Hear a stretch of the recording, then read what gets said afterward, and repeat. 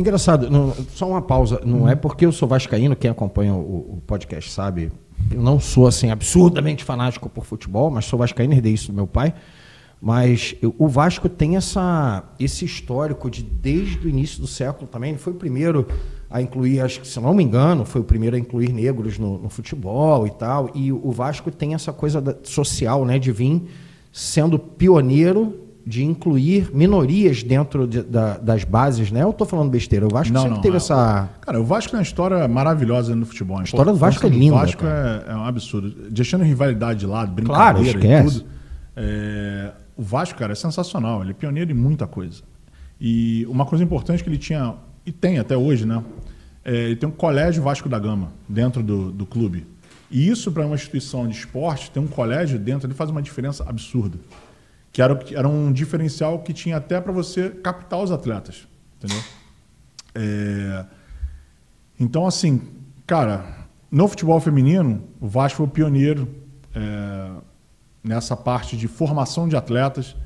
Você falou 11 anos, base, 10, 11 anos, era isso? 11 anos, as meninas já entravam como um segundo time do Vasco, que se chamava Lusitânia, já começava a captação. E a gente fazia o quê? O campeonato a gente disputava a Taça Coca-Cola. A Copa Coca-Cola, perdão.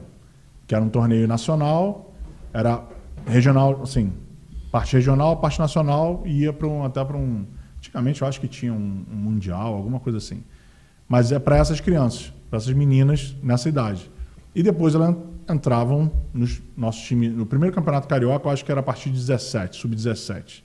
Mas a gente já tinha time sub-15, que a gente alimentava com alguns meninos de destaque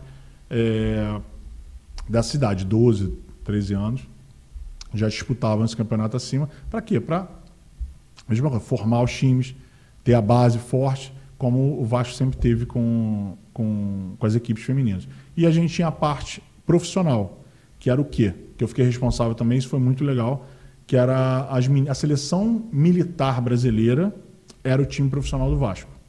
Então, assim, a parte da Marinha do Brasil, treinando no Cefam, ele tinha um time, a Marinha era responsável pela seleção brasileira feminina, como o Exército era responsável pela seleção brasileira masculina. Então, era uma coisa que o Ministério dos Esportes, o Ministério dos Esportes junto com o Comitê Militar de Esportes e tudo, eles decidiram dividir dentro das forças quem teria responsabilidade sobre qual tipo de esporte. Então, todos os esportes olímpicos, a gente sabe que tem um incentivo muito grande das Forças Armadas e do governo de capacitar os atletas, né? E como a gente sabe, problema de patrocínio, tem muito pouco recurso e tal, isso era uma maneira de empregar muito bem o dinheiro para a formação desses atletas de ponta. Então, por acaso, a Marinha era responsável pelo futebol feminino e o Vasco tinha um convênio com a Marinha nessa época, e a gente jogava o Campeonato Brasileiro, a Copa do Brasil e tudo com esse time. E eu era o responsável diretamente por isso. Então era tanto a parte, e eu me incluí nisso, tanto a parte profissional do Vasco da Gama, como eu fui contratado para trabalhar junto com o comitê, como um comitê da Marinha, disputando os campeonatos mundiais e torneios internacionais que a seleção disputava. Isso a gente está falando de 2011... 12. Aí já estava 12. Já, 12 a 14. Eu lembro que 2011, 2012, eu lembro que eu estava morando ali na Praça Afonso Pena. Uhum. Eu gravo pelos lugares onde eu estava morando, né? Você estava trabalhando no Vasco ainda e você já estava se envolvendo com essa questão de Olimpíadas Militares e tal. E você me deu 3 camisas do Vasco. Uma para mim, uma para o meu pai e uma para o meu irmão. Uhum. E aí uma coisa que marcou, meu pai infartou agora em 2019, né? Infarto fulminante. E como ele era muito apaixonado pelo Vasco, ele foi enterrado com aquela camisa do Vasco. Meu Deus, que você deu para ele. Ele foi enterrado com aquela camisa. Caraca. E a camisa que ficou para mim, tá lá até hoje, aos trancos e barrancos, né? Tem muito tempo. Tem 11, 12 anos essa camisa. Belo dia, tá o Odivan no meu condomínio. Eu falei, Odivan, vem cá, peraí que tu vai autografar minha camisa.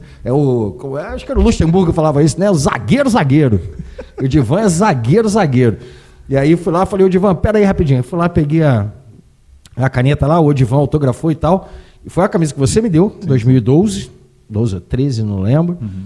Meu pai foi enterrado com essa camisa e meu irmão tem a camisa até hoje. Tá? É maneiro. Aí foi uma época que marcou de saber que você estava trabalhando lá no Vasco.